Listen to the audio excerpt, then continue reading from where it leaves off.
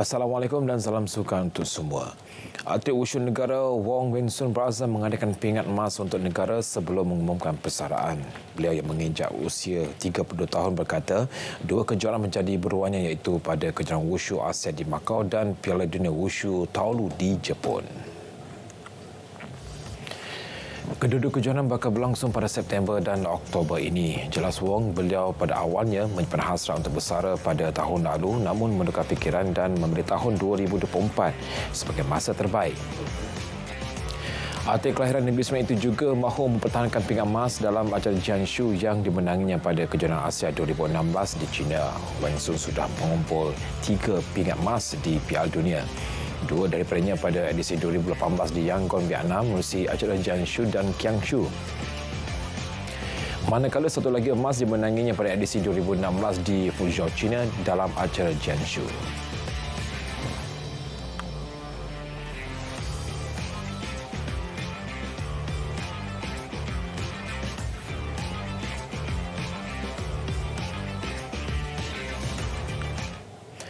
Menjelang kejuaraan badminton berpasukan Asia BATC 2024, pemain persaingan wanita muda negara Siti Norshohani Azman teruja dengan kehadiran 3 pemain persaingan lelaki Myanmar di kem latihan kebangsaan. Ia bagi membantu persaingan wanita membuat persiapan rapi menghadapi saingan BATC yang bakal membuka tirai pada Selasa. Menurut Siti Norshohani, kehadiran 3 pemain itu sebagai rakan sepelatih dapat membantunya meningkatkan mutu permainan. Yentun Azau Lintu dan Nyon Shenlin juga bakal berlatih bersama 3 lagi pemain persaingan wanita iaitu Go Jinwei, Kelet Shana dan Li Ching. Dalam pada itu, Siti Norshohani berkata persiapan skuad wanita negara setakat ini berjalan lancar. Mereka menambahkan saingan edisi lalu di tempat ketiga. Pada kali ini, skuad wanita diundi dalam kumpulan Y bersama Thailand dan Emirat Arab Bersatu UAE.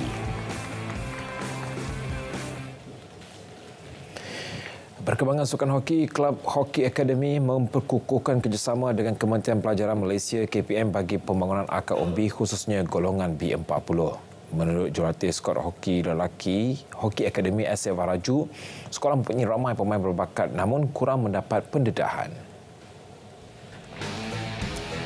Jelas bekas pemain kebangsaan itu juga pihaknya dalam perancangan untuk melahirkan lebih ramai pemain kebangsaan.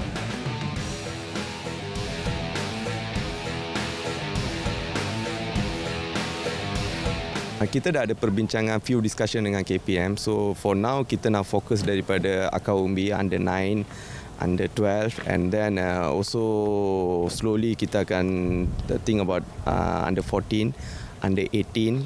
Okay, so mostly kita nak fokus on the school base first. Then dari situ kita akan groom to the junior league dan national league. Beliau ditemui pemberita ketika latihan Kelab Hoki Akademi di Sekolah Kebangsaan Pulau Meranti, Puchong. Sebaraju turut memaklumkan perancangan kerjasama dengan beberapa pasukan dari luar negara.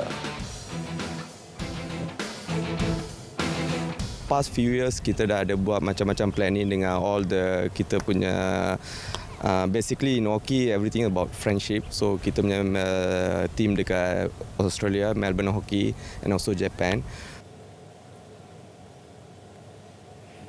Skuad taekwondo negara menampilkan aksi cemerlang di kejuaraan terbuka Kanada 2024 apabila menuai 1 emas, 1 perak dan 1 gangsa dalam disiplin Pomse. Emas disumbangkan melalui acara berpasukan lelaki yang dibarisi Jason Lu, Ken Hao Chin dan Randy Auburn Agustin Linggi. Trio berkenaan meraih 8.449 mata sekaligus mengatasi Abel Syarikat di tempat kedua, manakala wakil tuan rumah meraih pingat gangsa. Pasukan wanita bagaimanapun terpaksa berpuas hati dengan pingat perak. Sementara itu, dalam Pomse berpasangan campuran Malaysia merangkul gangsa menerusi gandingan Randy Owen dan Jin Ying yang memperoleh kesuan 8.282 mata. Tuah Tahun Naga buat pelari menara negara Soh Wai Ching selepas menjoai perlombaan M1 Run di Dubai, Emirat Arab Bersatu, sekaligus mempertahankan gelaran juara buat kali keempat yang dimenangi sejak tahun 2020. Namun Wai Ching aku tidak dapat memperbaiki catatan masa selepas melaka masa 7 minit 3 saat bagi kategori terbuka lelaki.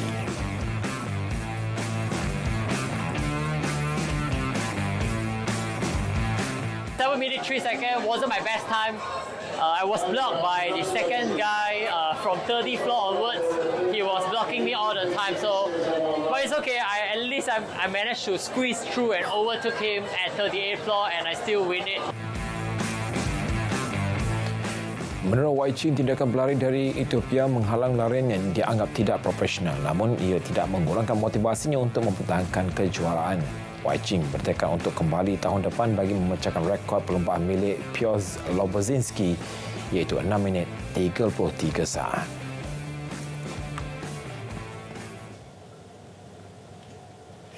Bola sepak Piala Asia 2023, jaringan hat-trick ayam tambatan Qatar Akram Afif membantu negaranya mempertahankan gelaran dengan menewaskan Jordan 3-1 di pentas final. Qatar hampir mendahului saat minit ke-7, namun percubaan dalam kotak penalti Akram berjaya ditampan keluar penjaga gol Jordan Yusof Abu Laila. Memasuki minit ke-15, giliran penjaga gol Qatar Meshal Barsham pula diuji apabila menumbuk keluar perembatan kencang Yazan Al-Naimat di luar kotak penalti.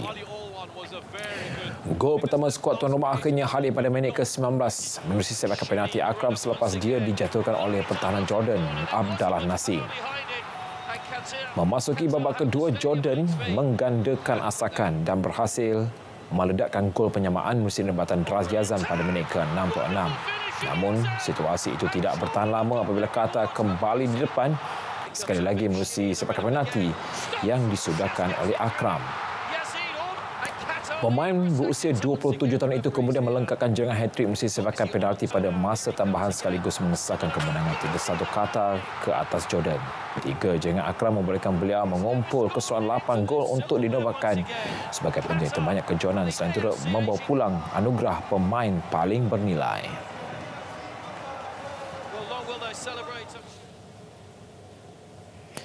Beralih ke saingan Liga Perdana Inggeris APL, dua pasukan teratas Liverpool dan Manchester City berjaya meraih 3 mata penuh untuk terus menghidupkan peluang mencabar kejuaraan musim ini.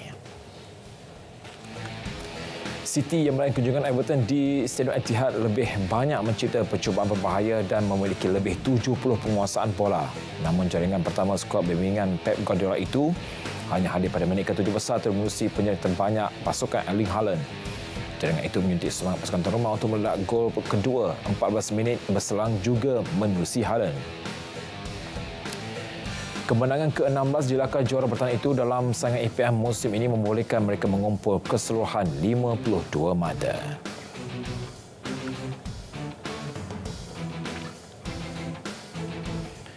Pertandingan Liverpool dan Burnley di Anfield menyaksikan skuad Red terlebih dahulu membuka jaringan pada minit ke-31 menerusi Diogo Jota sebelum O'Shea menyamakan kedudukan pada minit ke-45.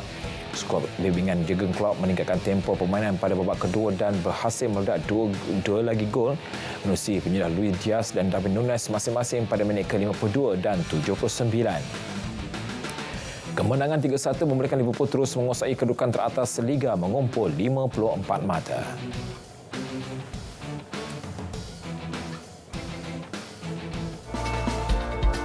Berikut keputusan perlawanan lain-lain.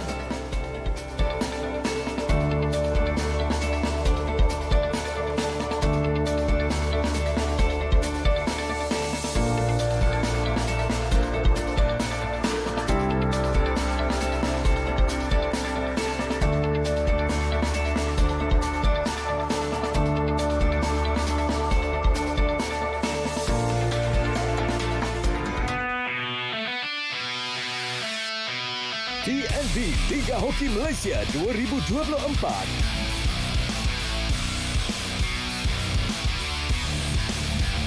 Ahad, 11 Februari, TNB Thunderbolts bertemu THT 6 petang di saluran OK dan saluran sukan RTN. Juga saksikan secara langsung di RTN Klik.